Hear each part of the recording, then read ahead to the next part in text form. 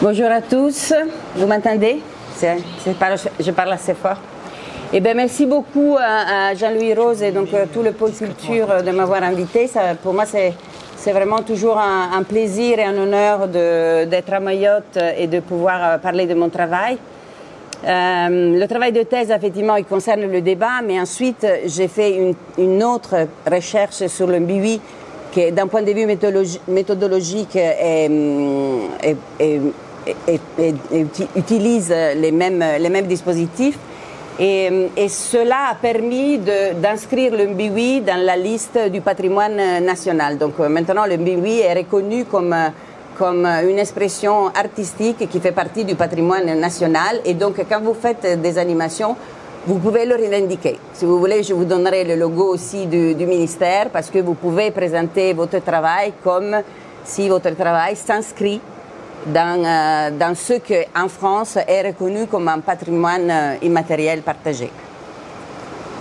Et donc aujourd'hui, il sera plutôt je vous parlerai davantage du débat, qui est en fait le sujet de ma thèse. Et si j'ai effectivement un petit peu de temps, je vais développer aussi quelque chose concernant le Mbiwi.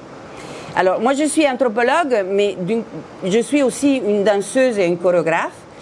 Et j'enseigne à l'Université de Paris-Nanterre depuis 1996 dans le département d'ethnomusicologie et d'anthropologie de la danse, et aussi dans le département d'anthropologie de Clermont-Auvergne. Et j'enseigne en fait la cinétographie, qui est un système d'analyse et de transcription du mouvement et qui permet d'écrire la danse en partition exactement comme la musique. Je vous le montre. Voilà, ça donne ça. Et alors, une approche anthropologique de la danse présuppose de ne pas se contenter d'étudier une pratique artistique uniquement d'un point de vue esthétique ou sociologique, mais notamment d'un point de vue relationnel. Et nombreux anthropologues considèrent en effet que la danse est l'art de la relation par excellence. Hein, vous l'avez vu tout de suite, commencer une conférence avec de la musique et de la danse, bah, ça met tout le monde à l'aise. Hein. Et André Gros, qui est une anthropologue anglaise, a écrit par exemple que la danse est un champ d'expression culturelle mise en chair dans le corps. Elle touche à la communication et à l'expression d'un savoir et d'une identité, et par conséquent, elle est un fait social total. Mais selon moi, la danse est une modalité particulière d'établir des relations et qui se distingue, par exemple, du jeu, du rituel ou des interactions de la vie quotidienne. Pour faire un exemple, dans la vie quotidienne, en fait, on est amené à avoir des présupposés pragmatiques quand on entame de relations qui suivent un peu notre disposition et nos désirs. Donc on va faire en sorte que dans l'interaction avec l'autre, on mobilise ses envies et ses attentes, en fait. Dans le jeu, c'est un peu pareil, c'est-à-dire qu'effectivement, on a envie de participer à une compétition et on a envie de jouer, mais il y a des règles. Si vous jouez, par exemple, le foot, bah, vous ne pouvez pas toucher la balle avec la main. Inversement, si vous jouez, par exemple, au basket, bah, vous ne pouvez pas toucher la balle avec les pieds. Donc, vous ne pouvez pas, comme dans les interactions quotidiennes avec les autres, en fait, vous appuyez exclusivement à vos dispositions et à vos désirs, à ce que vous investissez dans la relation. Dans le rituel, c'est encore tout à fait différent. Dans le rituel, en fait, l'action est plus forte de vos dispositions. C'est-à-dire que, par exemple, vous allez vous marier avec quelqu'un, mais en fait, vous avez déjà rencontré une autre personne qui vous fait vibrer davantage.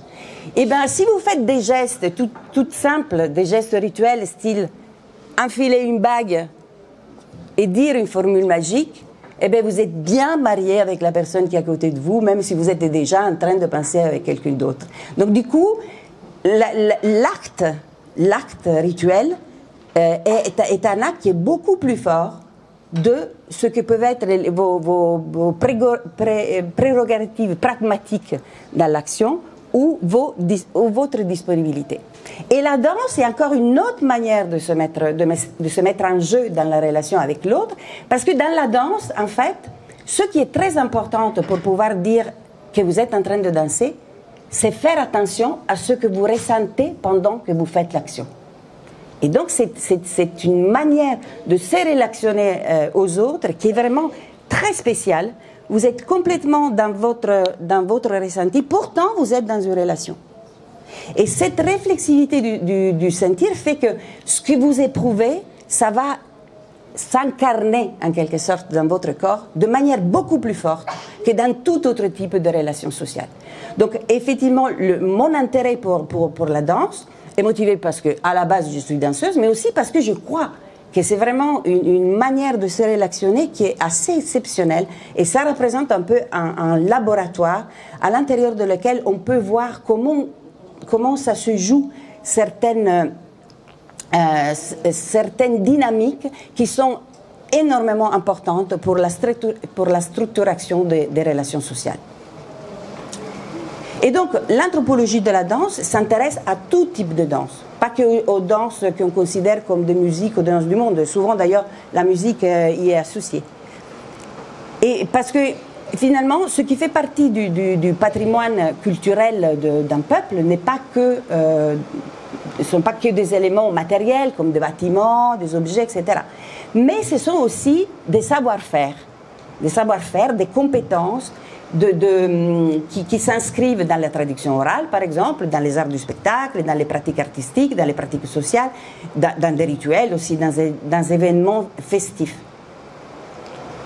Et l'immatérialité tient justement au fait qu'il s'agit de connaissances, d'expériences, de savoir-faire qui n'existent que dans la pratique elle-même. Hein? Et donc, mon approche en anthropologie de la danse est celui d'observer le corps en mouvement en train de danser.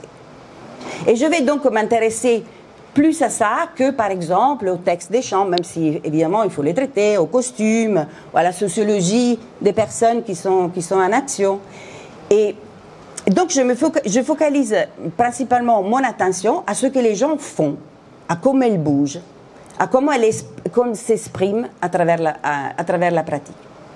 Et d'ailleurs, dans la définition de l'UNESCO, c'est aussi quelque chose qui justement, comme c'est quelque chose de l'intangible, mais qui est très en relation avec l'humain et l'humain en train d'agir, en fait, le patrimoine culturel immatériel ne peut être que patrimoine lorsqu'il est reconnu par la communauté elle-même.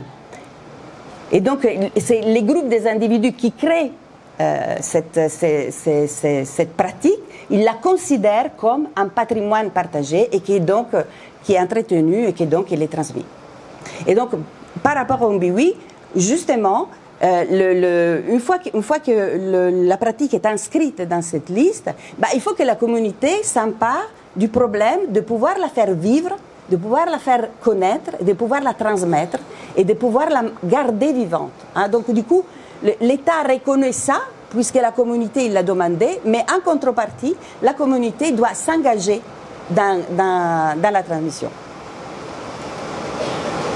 Et donc, ma démarche anthropologique en danse est d'observer, étudier ce qu'ils font les gens quand ils dansent. Et pour ce faire, j'utilise la cinétographie Laban, qui est un système justement qui me permet de détailler geste par geste ce que les gens font. Et donc pour cela, j'ai réalisé une thèse. J'attendais que ce soit mes étudiants à la faire, mais vous allez voir, c'est un petit peu compliqué. Donc du coup, j'ai dû effectivement la faire. Mais quand j'ai commencé cette recherche, en fait, je ne connaissais rien de Mayotte. Donc j'ai dû me pencher sur son histoire, sur les recherches ethnographiques menées précédemment, et tout particulièrement les travaux de Sophie Blanchy, de Jean Beslar et de Michael Lambeck, qui a priori il intervient la semaine prochaine. Donc je vous invite absolument à venir. C'est une des personnes les plus savantes de la culture mahoraise. Donc vous avez la chance de la voir, et moi j'ai la chance d'être ici, donc je viendrai à l'écouter avec énormément de plaisir. Mais j'ai dû aussi me pencher sur la diffusion de l'islam dans l'océan Indien, sur le soufisme, sur les pratiques dévotionnelles, à la fois en général et spécifiques de la région. En fait, c'est avéré une recherche énormément complexe. Je pense que si je l'avais su avant, peut-être que je ne l'aurais pas fait, tellement ça m'a demandé du travail dans différentes disciplines, à la fois l'histoire, l'anthropologie et l'ethnographie. Voilà, mais bon, ça a été quand même une expérience extraordinaire. ce qui m'a tout de suite séduit, si vous voulez, c'est l'image que les femmes donnent d'elles-mêmes, qui est particulièrement soignée, élégante, douce, raffinée, et la manière à travers laquelle elles s'exhibent, elles chantent, mais aussi leur capacité à s'investir et à transformer l'espace public pendant leurs manifestations. La corporalité ostensiblement resplendissante et assurée montre une manière spécifique des femmes mahoraises de se donner à voir et d'occuper l'espace social. Ça, c'est vraiment quelque chose de saisissant. Ainsi, je peux envisager le débat comme une porte d'entrée privilégiée pour observer l'éthos des femmes mahoraises, en tant qu'éventail d'attitudes affectives sélectionnées qui caractérisent leur personnalité sociale. Et la notion d'éthos a été étudiée notamment par Bateson dans le Naven, et pour comprendre de quelle manière la société influence les expériences affectives et impose de manière spécifique d'exprimer les sentiments. Et cette manière de faire et de se présenter aux autres est particulièrement mise en valeur dans la performance du débat, mais aussi dans le mbiwi, je pourrais dire. Et donc la socialité féminine qui s'exprime dans la pratique de débat est une socialité à la fois religieuse, créative et familiale qui trouve son terreau idéal dans les co-résidences entre parentes de la lignée utérine, c'est-à-dire le côté féminin de la famille. La pratique du débat montre également une conception différente des relations, et ça c'est très important, entre maîtresse et apprenante. Car elle s'appuie davantage sur un substrat familial qui est à la fois affectif et domestique, tout en étant imprégné de religiosité. Autrement dit, les femmes montrent une aptitude à partager des connaissances ancrées dans le religieux et dans l'éducatif, tout en exerçant une activité ludique et expressive. Alors, le débat doit son nom à un poète et historien yéménite du XVe siècle, Ali el-Debaï, qui est connu pour avoir écrit de nombreux poèmes en honneur du prophète Mohammed. Mais à présent, effectivement, quand on parle de débat, ça veut dire qu'on puise dans les collections de ses écrits et des poèmes que lui, il a collectés, les textes pour créer du débat. Il faut savoir que, et c'est intéressant parce que le Maoulid el-Debaï, que c'est donc son maoulid dans lequel c'est les textes en fait qu'on utilise pour le débat, mais pas que. Il n'est pas en circulation sur l'île. Peut-être dans le temps ça l'a été. Actuellement, il est en circulation en Indonésie. Ce qui pourrait faire penser aussi que finalement, ces répertoires-là, ils voyagent beaucoup plus de ce que l'on pense. Mais la chose intéressante, c'est que aussi c'est un compilateur d'une autre maoulid, qui est le Sharaf Anamam, qui est en fait le support pour le maoulid à Schengen. On n'y pense jamais, mais en fait, même ce maoulid-là est en fait une collection de poèmes compilés par le même poète. Alors, suite à l'expansion de l'islam dans l'océan Indien, le long des routes commerciales, la culture qui s'est développée dans les îles comoriennes, et donc Mayotte, s'inscrit de manière plus générale dans la culture swahili. Et les Mahorais observent, ça vous le savez, je ne reprends rien, un islam confrérique de courants sunnites et de rites chaféites, qui a su absorber des cultes animistes plus anciens. Et les confréries soufis, qui sont originaires du Moyen-Orient, et notamment la Chadiliya, la Qadiriya et la Rifahiyya, se sont diffusées dans cette région du monde à partir du XIIIe siècle via le Yémen.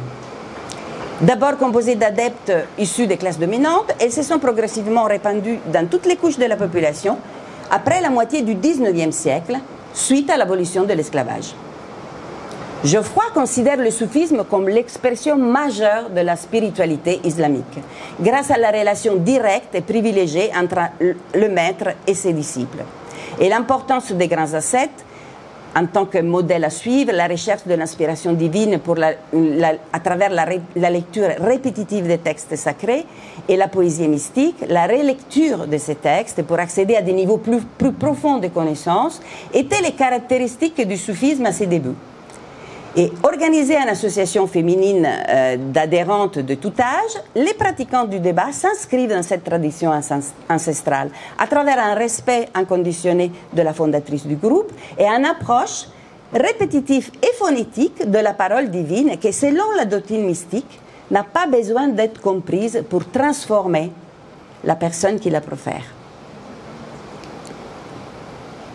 Et donc à Mayotte tout particulièrement, les pratiques dévotionnelles liées aux confréries soufis sont diffusées à travers le réseau des écoles coraniques, dans le cadre d'une coopération avec des maîtres venus d'Anjouan, qui s'appelle Fundi, à partir autour des années 1920. Toutefois, les documents qui traitent de la diffusion de l'islam ici à Mayotte, ils sont pas très nombreux. Donc du coup, moi je me suis basée sur le témoignage des femmes et tout particulièrement sur les plus anciennes. Donc du coup, j'ai tracé, disons, pas une histoire, mais une historiographie du débat, selon les pratiquantes elles-mêmes. Je montre par exemple qu'au fil du temps, les femmes devenues maîtres coraniques en tant qu'épouses de Fundi hommes ont donné naissance à des générations de Fundi femmes. Même si les enfants des écoles coraniques de quartier ne sont pas tous appartenants à la famille, avec l'apparition des Fundi coraniques femmes, il y a une sorte de recentrage autour de la famille. Mais ce recentrage concerne principalement la lignée féminine.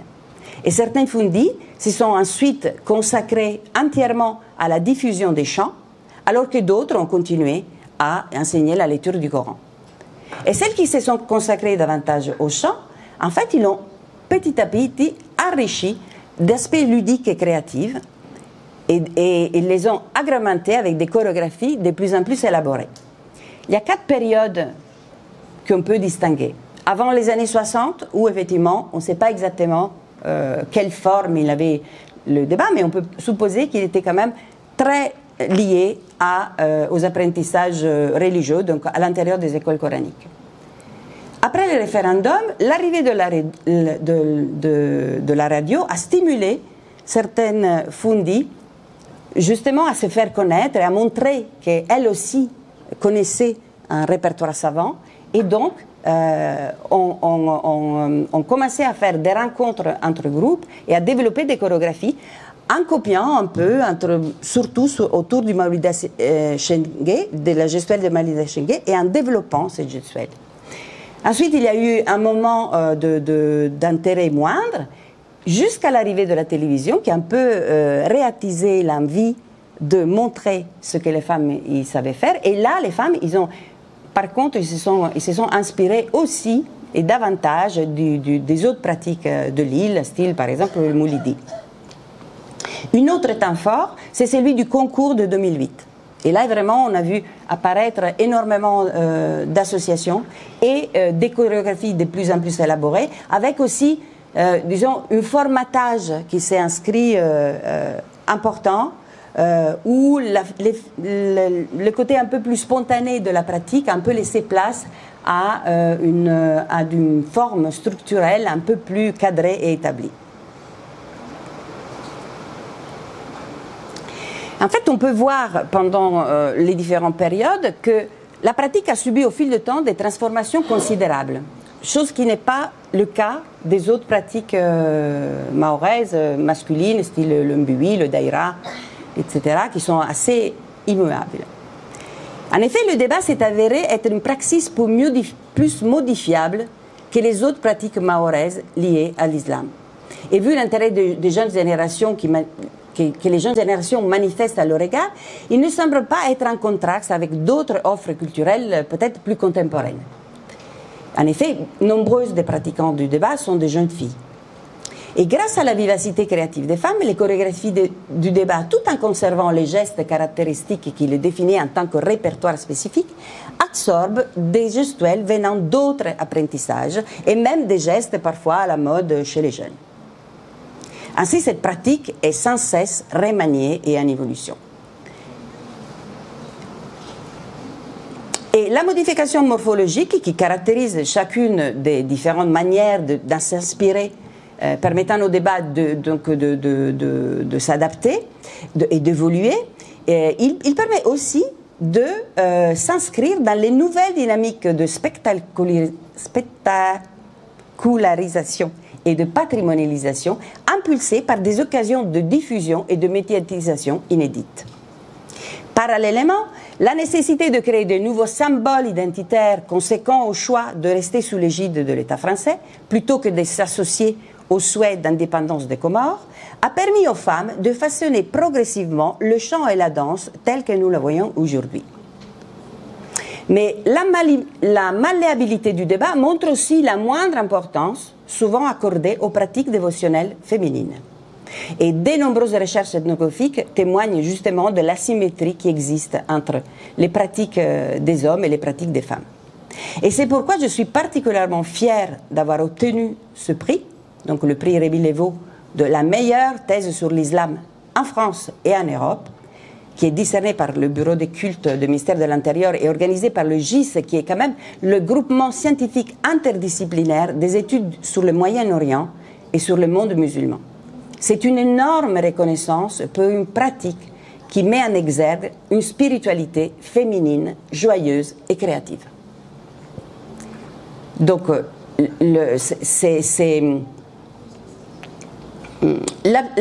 l'observation du fonctionnement de ces associations et l'étude de la façon dont le répertoire se constitue, s'apprend, se transmet, l'analyse de la manière dont s'organisent les répétitions, notamment la distribution des rôles entre danseuses, chanteuses, imams, musiciennes, les événements et les représentations qui se planifient, m'a aussi permis de montrer la capacité d'agir des femmes. Et non seulement dans la sphère du religieux, mais également par rapport à la société mahoraise en général. Et justement, lors de ces différentes manifestations, l'espace public est complètement redéfini par l'action des femmes. Tout en montrant leur attachement et leur dévouement envers cette expression musicale et chorégraphique qui trouve ses racines donc, dans une culture savante et religieuse, en fait, les femmes sont capables d'en tirer complètement profit. Et à l'intérieur de cette pratique, elles découvrent d'autres espaces importants d'expression et d'épanouissement à travers la liberté qui leur permet les sorties et même les voyages à l'étranger.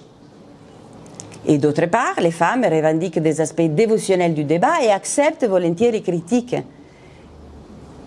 qui sont faites parfois, et en montrant une certaine soumission conforme à l'idéologie de l'islam, car finalement, elle leur apporte aussi du respect et de l'admiration.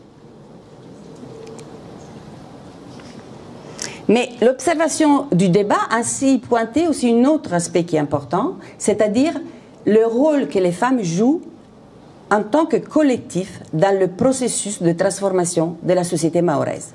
Parce que l'investissement particulier leur permet de réaffirmer la centralité de leur place liée à la matrilocalité. En effet, le débat mobilise, tant dans la préparation que dans sa performance, des réseaux sociaux féminins, à la fois familiaux et communautaires. Et dans ce cadre, où le féminin est structurant par la règle de résidence uxéro-matrilocale, certaines valeurs liées à la famille parviennent à se concilier avec de nouveaux enjeux attachés aux réalités inédites que la transformation de Mayotte occasionne. Et dans l'évolution du débat, la dimension familiale, basée donc sur la matrilocalité, devient centrale. Et les femmes remettent cette règle au goût du jour en affirmant l'importance de la localité indépendamment de l'appartenance généalogique. Et cette appartenance est néanmoins toujours mise en valeur par la centralité de l'activité autour de la maison de la Fondie et la distribution des rôles parmi les parentes les plus proches. Et cette façon de procéder est fondatrice d'une socialité particulière, affective et solidaire. Et parallèlement, la primauté de la localité est une ressource dans la construction de cette socialité, car elle facilite l'accomplissement de toutes les activités nécessaires à la réalisation des manifestations liées à la pratique du débat.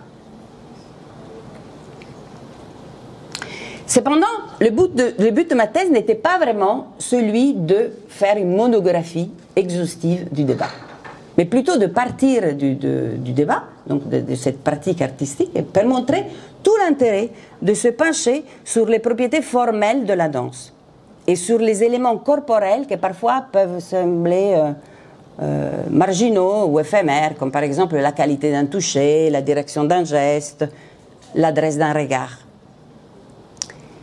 Et tout cela, pour moi, c'est fondamental pour comprendre des aspects qui sont essentiels dans la structuration des relations sociales. Et donc, pour pouvoir investiguer la danse de cette manière, j'ai dû utiliser la cinétographie Laban et j'ai dû surtout beaucoup pratiquer avec les femmes. Donc, j'ai mouillé ma chemise.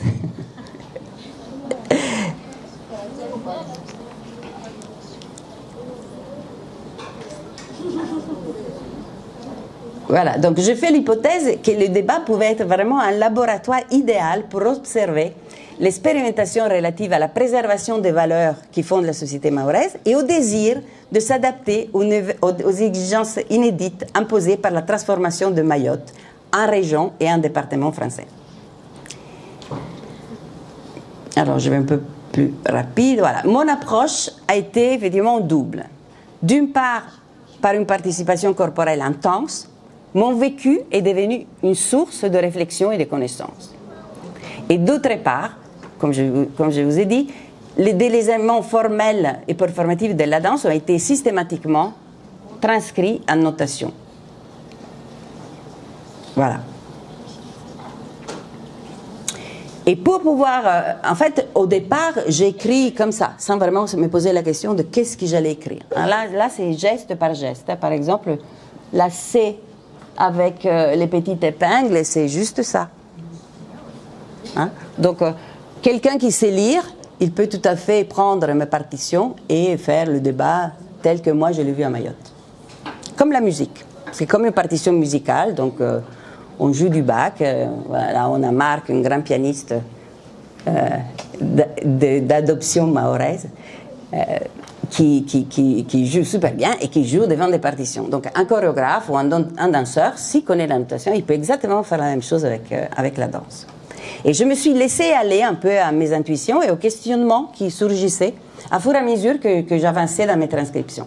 Alors la première chose à laquelle j'étais confrontée, c'était la transcription de la posture des femmes au démarrage de la danse, que je sentais comme déséquilibrée en arrière et qui créait des tensions et des forces contradictoires.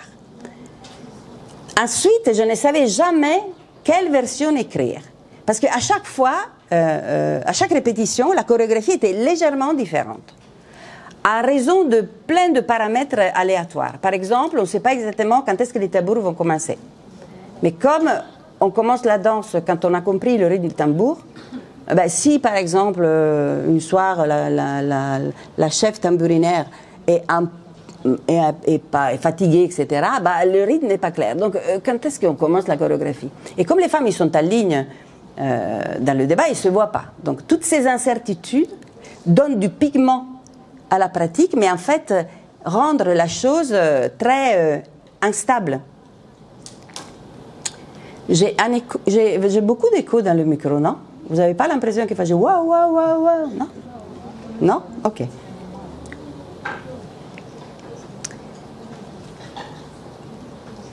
Alors, ce qui était par contre certain, c'était qu'il fallait mieux être coordonné plutôt qu'être précise dans la réalisation de la danse, qu'on avait travaillé préalablement.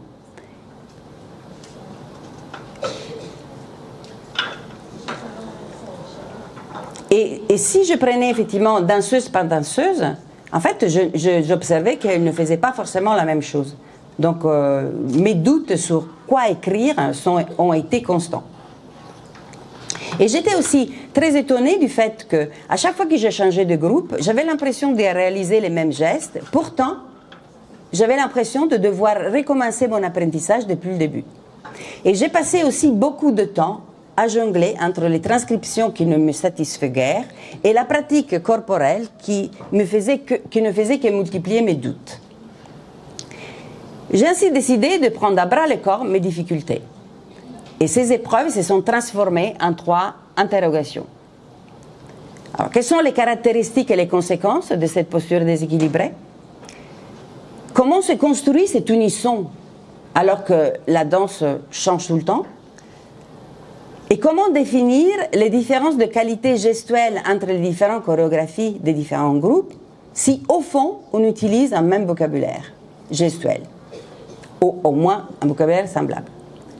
Et ces 3 questionnements sont devenus finalement les 3 thématiques de fond de ma thèse et qui ont mobilisé en quelque sorte, quelque chose qui a à faire avec la notion de présence à soi et présence aux autres, l'unisson, qu'est-ce que c'est l'unisson, et qu'est-ce que c'est la créativité, en fait. Et pour répondre à cette question, donc, j'ai dû rédiger des partitions complètes, de pouvoir les comparer, et à travers cette comparaison, il y a une structure de fond qui a émergé et que j'ai modélisée de cette manière. Alors, ça peut être un peu compliqué, mais en fait, chaque rectangle correspond à une mesure de 8 ans. Par exemple, un débat qui est pam, pim, pim, pim, pim, pim, pim, pim, pam, pim, pim, pim, pim, pim, pim. D'accord? Donc, chaque rectangle est une mesure de 8 ans. Il y a une ligne du chant, il y a les lignes de la chorégraphie. Le chant, c'est un chant alterné, responsorial. D'abord, c'est la chanteuse soliste qui chante, ensuite c'est le chœur qui lui répond. Et je vous montre juste, comme ça, au niveau du dessin, trois débats. 1, 2, 3. OK? Et je reviens en arrière. On peut observer que dans la structure, il y a 3 moments. Là, il y a des couleurs. Ensuite, il y a quelque chose qui est une espèce de chose qui se répète. Hein. Et ensuite, il y a encore plein de couleurs différentes. Alors, les couleurs différentes indiquent que le mouvement qu'on fait à l'intérieur est différent. Donc, si c'est la même couleur, c'est le même mouvement qui est répété. Dans la partie centrale, par exemple, il y a une chorégraphie de 2 mesures en vert, en plus il y a l'orange et le jaune. Après, on la répète, vert, orange, jaune. Vert, orange, jaune. Vous voyez? Par contre, dans la partie là, finale, il y a plein de couleurs différentes. Ça soit comme ça. Là aussi, vous voyez, au centre, c'est très régulier. Au début, c'est très long. Et à la fin, c'est tout décousu. Idem ici. Et ces débats-là, ça c'est un débat assez compliqué d'un groupe qui est considéré un des meilleurs groupes de Lille. Ça c'est un des premiers débats très anciens qu'on peut voir sur Internet. Et ça c'est un débat d'un groupe plus jeune, avec des filles plus jeunes. Donc vous voyez, il y a quand même une similitude dans la structure des 3. Quand on demande aux femmes, en fait, les femmes reconnaissent le fait que le débat est formé de 3 parties, mais en fait, ils n'ont que deux mots pour les définir. D'une part, ils appellent débat, la première partie, en faisant référence à l'importance du texte. Et ensuite, pour elles, il y a une partie qui s'appelle fulaka, ou vunzizio, en fonction qu'on parle shibushi ou shimaore. En fait, la traduction n'est pas très claire, mais disons que ça peut être quelque chose qui a à faire avec courir, s'emballer, s'emporter. Et par contre, il y a une partie centrale que moi j'observe dans tous les débats, que les femmes me disent ah oui, ça existe, mais qui en fait est extrêmement structurante, mais que pour les femmes, en quelque sorte, un peu, il l'englobe dans le vunzizio final. Mais c'est une espèce d'en fait d'élan. Parce qu'au départ, si vous regardez les carreaux vides, qui sont celles du chant, le chant est très long. Et il y a des chorégraphies qui sont assez variées, mais pas tellement. Là, par exemple, on voit bleu, orange, bleu, orange. Donc, ça veut dire qu'il y a quand même une gestuelle qui se répète. Et dans la partie centrale, il y a vraiment une correspondance entre le chant et la danse. On répète toujours le même chant et on répète toujours la même danse, pour un certain moment. Et dans la 3e partie, quand il y a cette fulaka ou ce vunzizio, en fait, il y a une dissociation totale entre la voix, qui du coup, vous voyez que les rectangles sont très courts, donc du coup, la voix décompose complètement le chant, ne devient finalement qu'une musique, et le corps prend le relais avec des chorégraphies qui sont de plus en plus compliquées. Et donc, la partie centrale, c'est vraiment un shift qui permet de passer d'une parole importante, sage, rituelle, à quelque chose où c'est plus que le corps qui a de la place.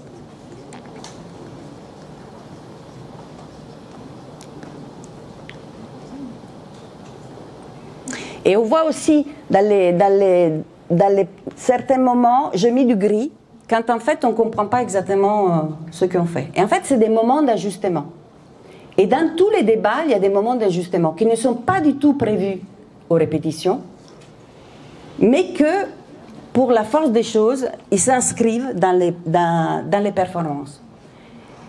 Sauf que cela oblige les femmes à avoir une attention réciproque extrêmement forte, puisque c'est beaucoup plus important de montrer l'unisson que, en fait, de faire bien ce qu'on a appris avant, quoi.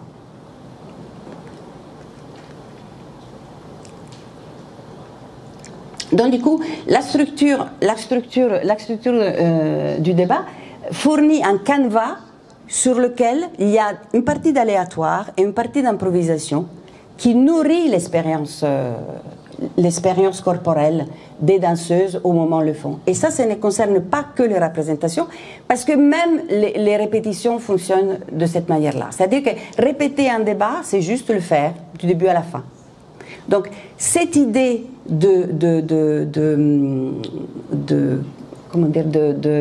ce challenge de se mettre en jeu corporellement est quelque chose qui fait partie intégrante de la pratique et qui n'est pas que le trac, par exemple, lors de la représentation.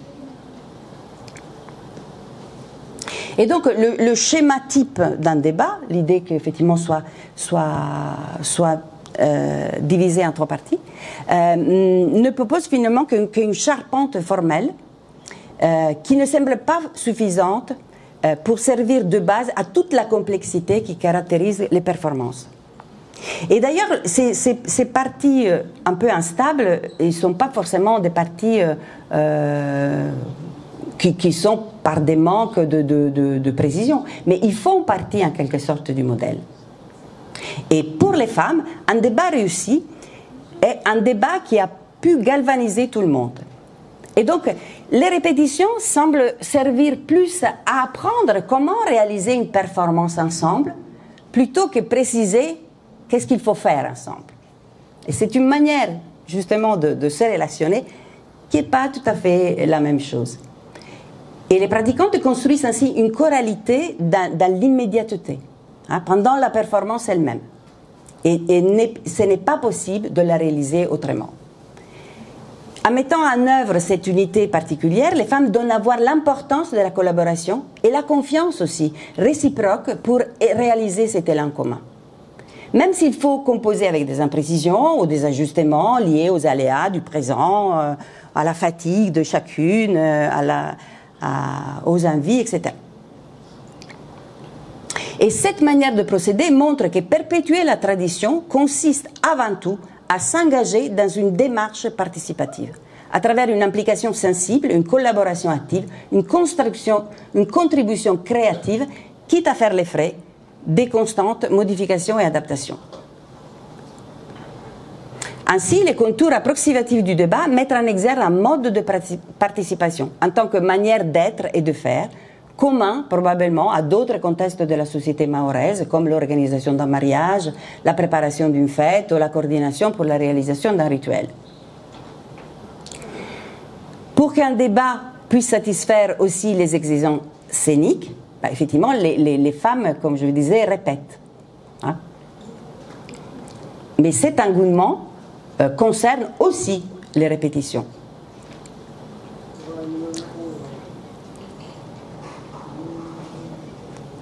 Voilà, je passe un peu.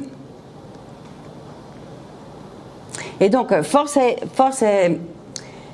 de constater donc qu'à un moment donné, dans la progression, le corps devient vraiment dominant.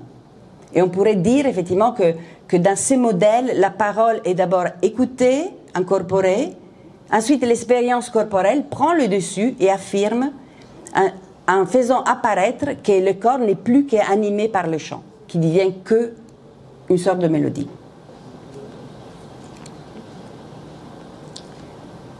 Et donc, du coup, ces aspects, on pourrait dire qu'ils ne sont pas de l'ordre de la spectacularité, puisque dans la spectacularité, on devrait savoir exactement quoi faire pour donner le meilleur de soi. Et donc, ces aspects un peu bancals dans la structure montrent justement les aspects dévotionnels de la pratique.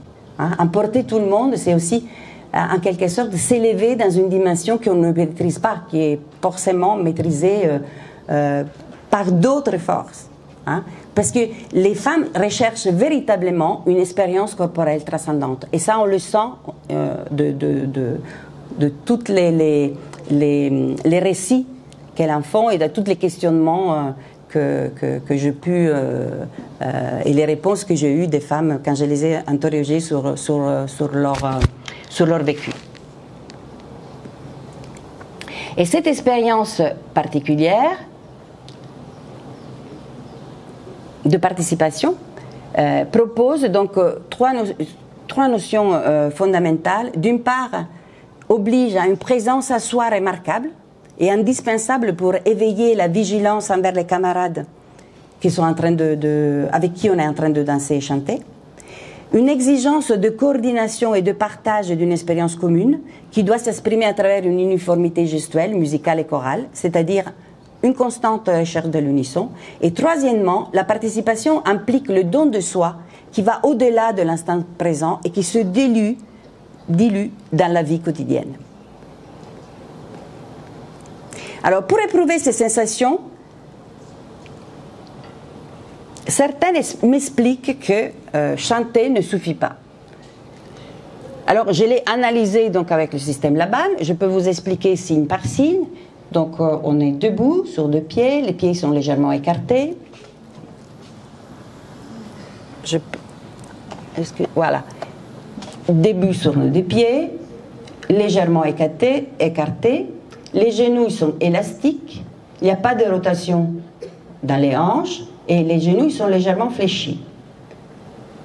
La région scapulaire est étirée vers l'arrière. Le tronc, c'est-à-dire toute la colonne vertébrale, est verticale mais légèrement déséquilibrée à l'arrière. La tête est maintenue plus ou moins droite et le poids du corps est vers l'arrière. Ce qui donne d'emblée des tensions et une instabilité que les femmes doivent sans cesse contrôler. Et le fait de relâcher ces tensions fait que les femmes sortent de la ligne, donc ils savent tout de suite qu'ils ne sont pas assez concentrés. Et donc, l'analyse de la posture, à travers la cinétographie Laban, fait apparaître la complexité de ces nombreux éléments simultanés qui exercent une pression constante sur les pratiquantes et qui les obligent à intégrer plusieurs données en même temps.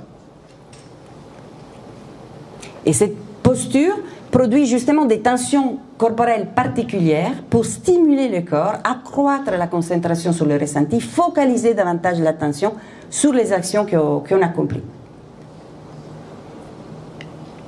Et pour maîtriser le déséquilibre, il faut absolument maintenir une vigilance dans cette posture.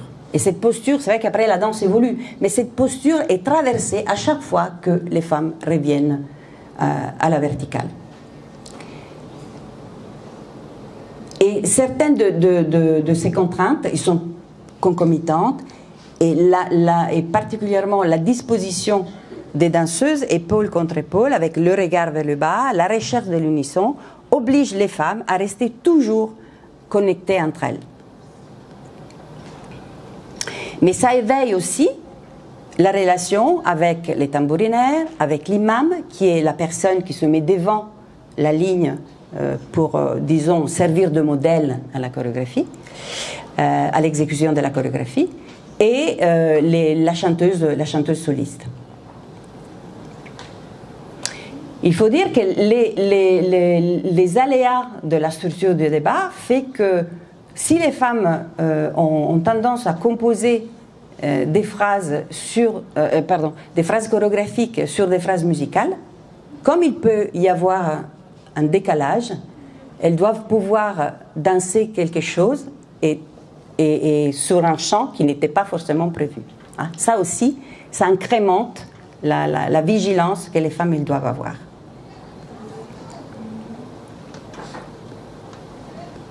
Et donc il y a un double projet intrinsèque à la position de départ du débat. D'une part, celui de cheminer vers une expérience sensible extraordinaire individuelle, et d'autre part, de coopérer avec les autres pour donner à voir un seul ensemble qui partage une même expérience. Et donc, du coup, ce partage d'une même expérience que ça amène à une deuxième notion qui est celle de l'unisson. Alors, qu'est-ce que c'est l'unisson? Quand j'ai commencé à écrire, quand je devais choisir parmi les danseuses celle que c'était le modèle, ce n'était pas que moi qui décidais, mais il y a l'imam qui se met devant, donc effectivement on peut écrire la danse de l'imam, ou bien on peut demander aux femmes, c'est quoi pour toi la personne sur laquelle je devrais m'appuyer pour pouvoir écrire. Et malgré cela, je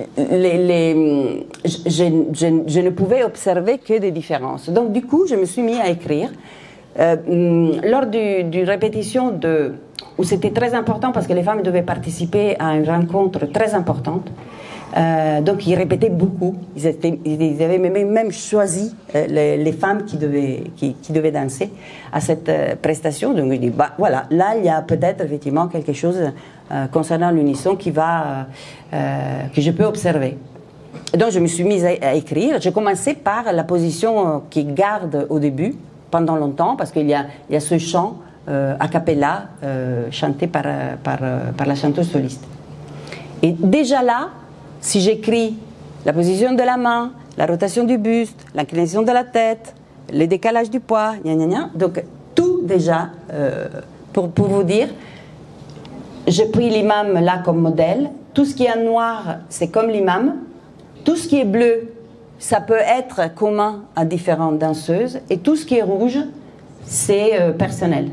Donc vous voyez déjà qu'il y a beaucoup plus de signes rouges que de signes noirs. Parce que finalement, les signes noirs, il ne reste que 3, c'est-à-dire les jambes, la position des jambes avec la flexion, le fait que les doigts soient fermés, et le fait que les paumes se touchent. Ce qui n'est pas suffisant pour définir un modèle de référence de ce que je dois faire quand je commence ce débat-là. Donc ça veut dire que le modèle qui en quelque sorte à lequel on fait référence, bah, c'est autre chose, et c'est plus complexe, mais ce n'est pas non plus la manière de faire de l'imam. Pourquoi? Parce qu'en fait, l'imam, quand on l'observe, elle n'a pas vraiment le rôle d'un modèle sur lequel on peut copier. Elle a plutôt un modèle d'exemplarité. Comment il faut se donner dans le partage d'une activité collective pour faire partie justement du groupe. Elle fait des variations personnelles constamment. Elle exagère les mouvements. Elle fait autre chose. Elle se promène devant la ligne, assez proche. Et comme on doit regarder un regard assez effacé, en fait, rarement on la voit. On la voit parfois quand on est face à nous. Sauf qu'elle n'inverse pas forcément les mouvements. Donc du coup, il faut les faire en miroir. Ce qu'elle fait à droite, moi je dois faire à gauche. Donc en fait, les premières fois que j'essayais de faire, il y avait les imams qui essayaient de m'aider. Et en fait, ils m'embrouillaient simplement davantage parce que je pouvais pas les copier. Déjà, je devais inverser ce que je sentais fait au contraire par mes voisines. Et c'est vrai qu'à un moment donné, j'ai essayé d'appliquer ma technique de danse, qui est celle de mettre des comptes chorégraphiques. Si vous faites des danses autres que votre danse à vous, vous savez que nous, on compte 1, 2, 3, 4, 5, 6, 7, 8, 1, 2, 3. Les hip-hoppers, ils se sont pris pas mal la tête avec moi sur cette histoire des comptes.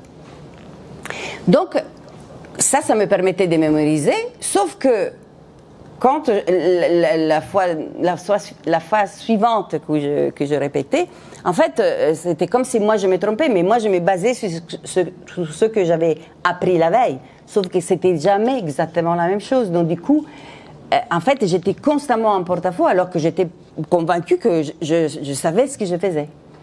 Et du coup, je compris que ce n'était pas nécessaire de tout mémoriser par cœur.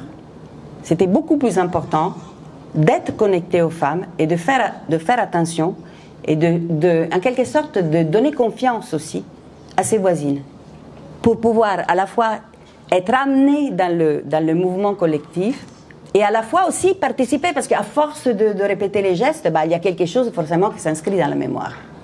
Mais il y a cette histoire que d'un point de vue collectif, on n'est pas responsable du début à la fin de l'aboutissement de la performance. On donne ce qu'on peut dans ce collectif tout en faisant confiance aux autres. Et c'est comme ça que l'unisson apparaît malgré toutes les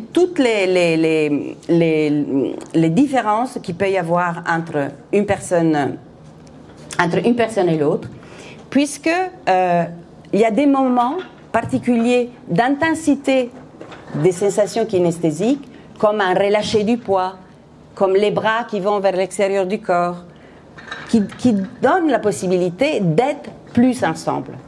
Ou bien quand une attaque d'une phrase est exactement sur le début d'une période musicale. Et peut-être encore davantage s'il y a une voyelle qui amène ce mouvement. Donc, l'unisson, en fait, c'est quelque chose qui n'existe pas, mais qui apparaît parfois. Et parfois, c'est même pas quelque chose de l'ordre formel, mais c'est presque plus quelque chose d'intentionnel. Une certaine douceur dans le regard, une certaine délicatesse dans le toucher, hein, qui fait qu'on a une similarité d'expérience, hein, qui n'est pas du tout dans une conception formelle, alors que quand on définit l'unisson, c'est exécuter exactement le même mouvement. On peut être certain que ça n'existe pas, mais que justement l'unisson peut apparaître grâce à cette dynamique de groupe qu'on engendre.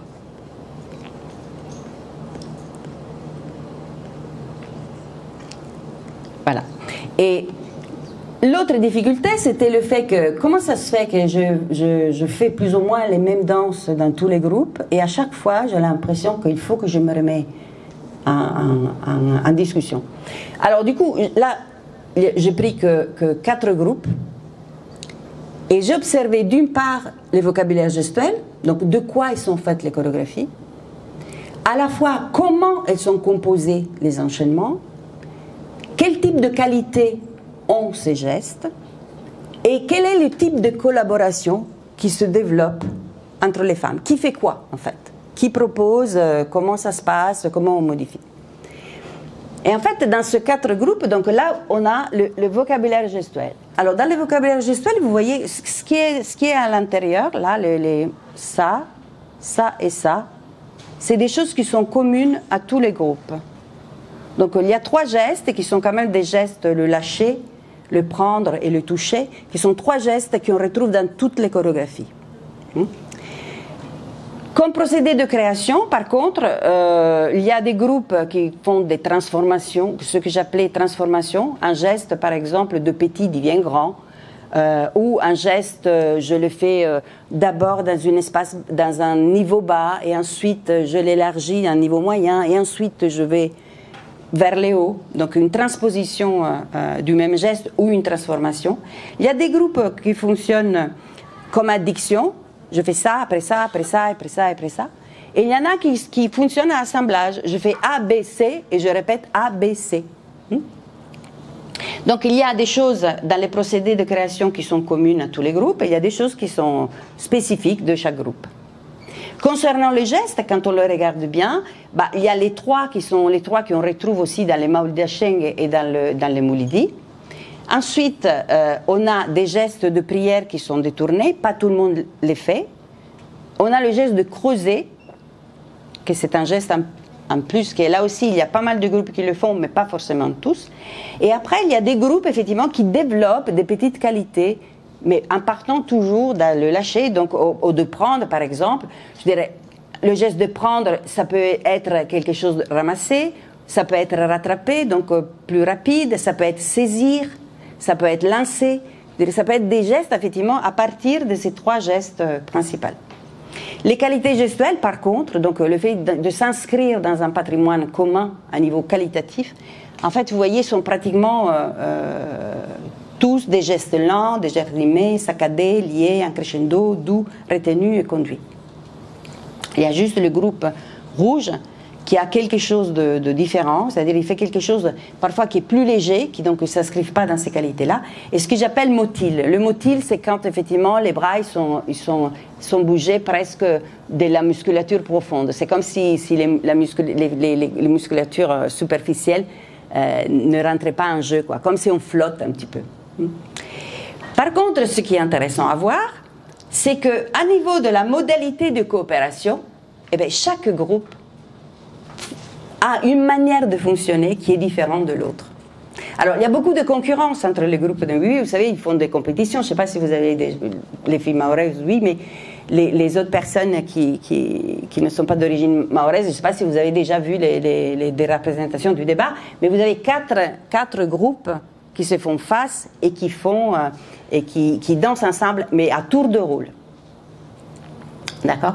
Et donc, il y a un esprit de compétition parce qu'il faut à la fois se montrer d'être les meilleurs interprètes de ce répertoire-là. Dans le MBWI, c'est un peu la même chose, n'est-ce pas? Donc, l'idée est, je fais la même chose parce qu'il faut bien que je m'inscris dans cette tradition-là, et en même temps, il faut bien que je fasse quelque chose de différent pour me distinguer. Donc, il y a les deux qui jouent sans cesse. Mais en fait, à niveau du vocabulaire gestuel, qui pourrait effectivement être le levier de la créativité, donc plus on invente des choses, plus on est créatif en quelque sorte, en fait non, parce que les gestes de base, finalement, ils sont toujours les mêmes. Mais ce qui change, c'est le fonctionnement. En fait, et le fonctionnement influe sur la composition de chorégraphie. Donc, la chose qui est intéressante à observer dans ce dispositif-là est qu'à la fois, il n'y a rien à copier, et à la fois, on ne pourra jamais fonctionner comme les autres, puisque les dynamiques intergroupes, ils sont forcément différents d'un groupe à l'autre.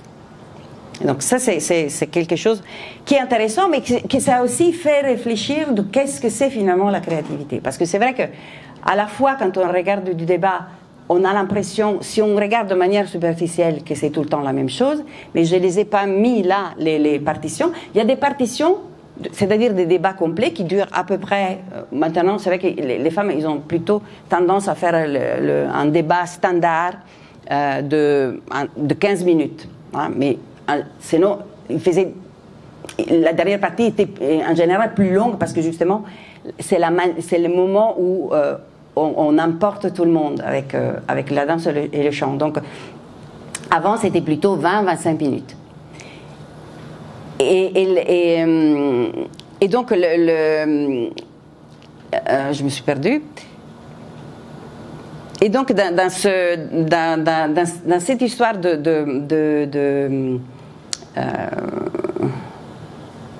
je me suis perdue.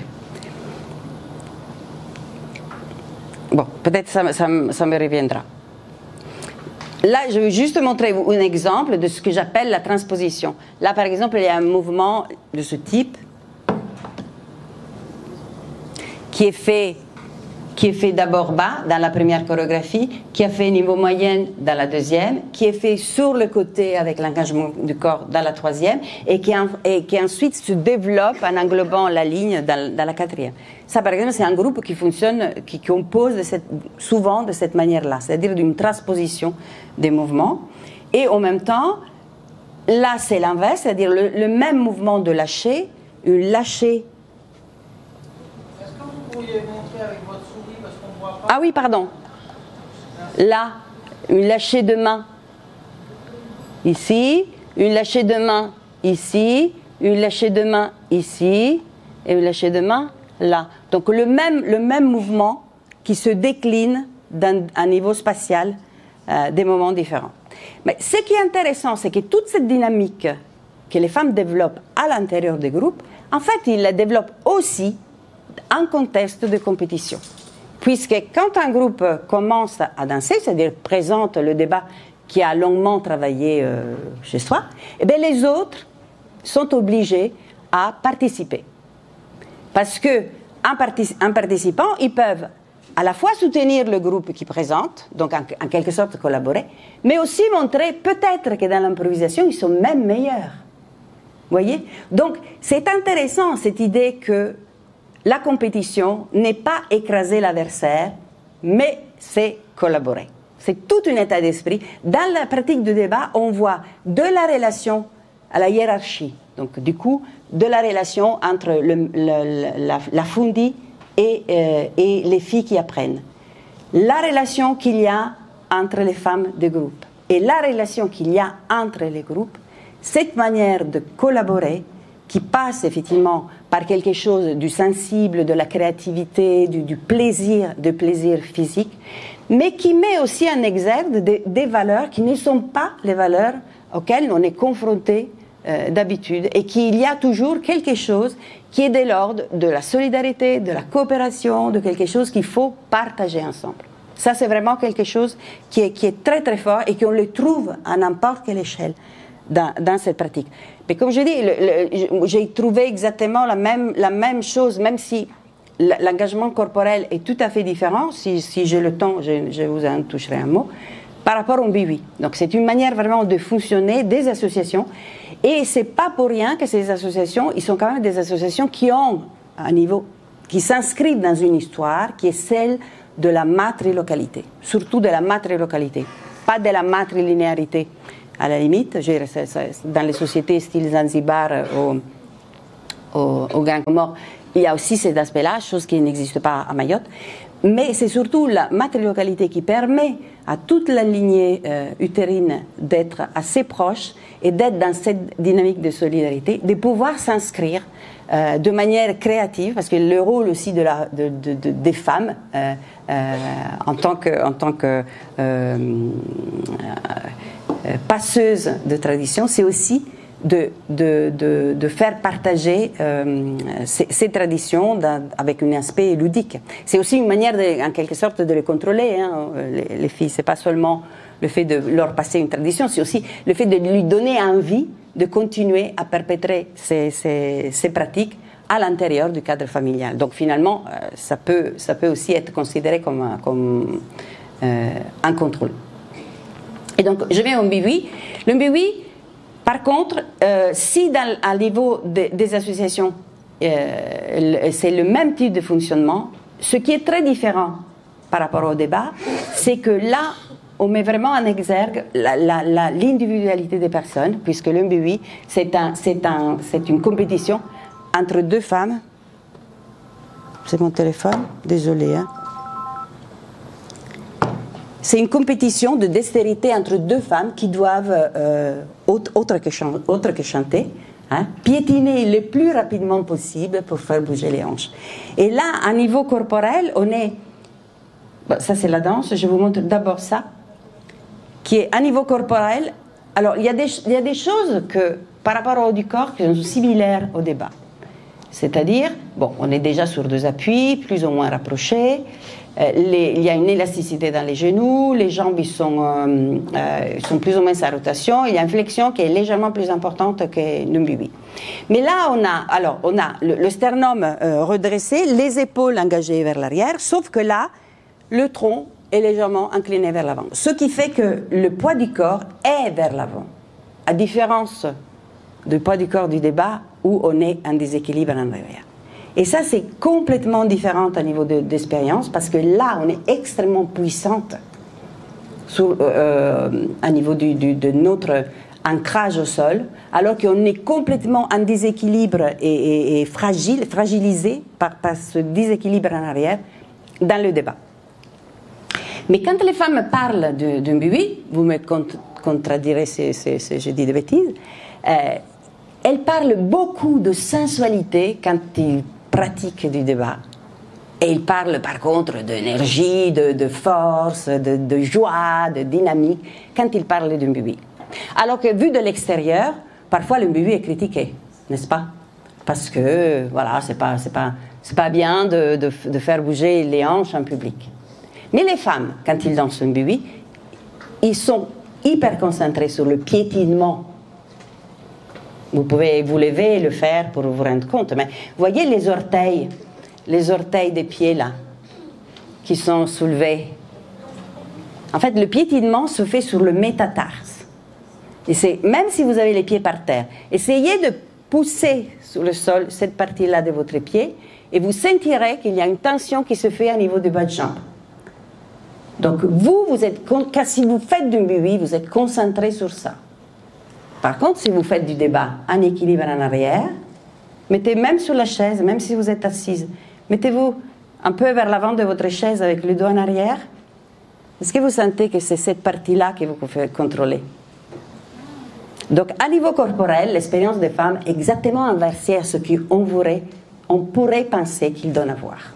Et c'est souvent comme ça dans la danse. Et c'est pour ça que c'est intéressant de l'analyser finement, parce qu'on accroche souvent au mouvement des intentionnalités qu'ils n'ont pas. Hein? Alors que dès qu'on fait l'expérience, on s'aperçoit justement qu'il y a d'autres choses qui sont en jeu. Voilà, moi je crois que je fais le tour. Je vous remercie. Et je vous laisse la parole si vous avez des questions.